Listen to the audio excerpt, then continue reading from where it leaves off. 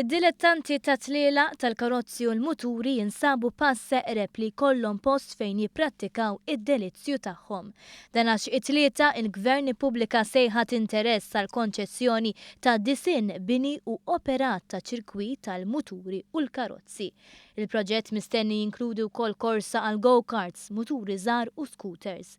Id-disin u l-istruttura ta' livell internazzjonali għandhom jinkludu wkoll park, faċilitajiet ta' parkeġġ, stands għall-ispettaturi u faċilità ta' tagħlim għas-sigurtà fit-toroq.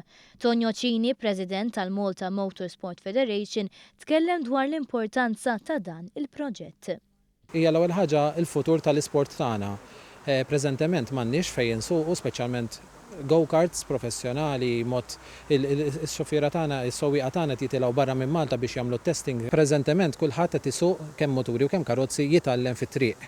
M'għandniex faċilità fejn tagħmel simulation ta' arti mxarba, titlef il-kontroll. Din hija faċilità li l-iktar waħda viċini hija ġewwa Ruma.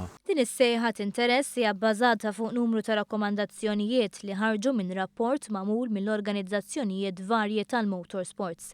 Is-Segretarju Parlamentari Chris Sajus saħa li permezz ta' twettiq ta' din il-weda elettorali, id-dilettanti mhux biss se jkollhom ċirkwit ta' livell internazzjonali iżda se jitrawwem talent eżistenti. Dan filwaqt li pajjiżna se jkun kapaċi jilqa' tliela internazzjonali. Fis-sejħad interess iva li din it-trek tkun ta' livell li tkun tista' tospita tliela ta' livell internazzjonali. Allura nħarsu li lejn pajjiżna nkunu nresqu possibilment tiġrijiet ta' livell. Illum imxejna l-ewwel pass, jiena ngħid l-ewwel pass sabiex eventwalment tkun tista' sseħħ il-ħolma tal-ħafna u ħafna dilettanti li jofqu ħafna u ħafna flus sabiex jipprattikaw l-isport tagħhom. Ħafna drabi barra mixtuħna. Is-sejħat interess titlob li dawk interessati biex jidentifikaw lok xira għal dan l-investiment biex imbagħad ikun il-Gvern li jara li jkun massimizzat il-potenzjal ekonomiku tal-art.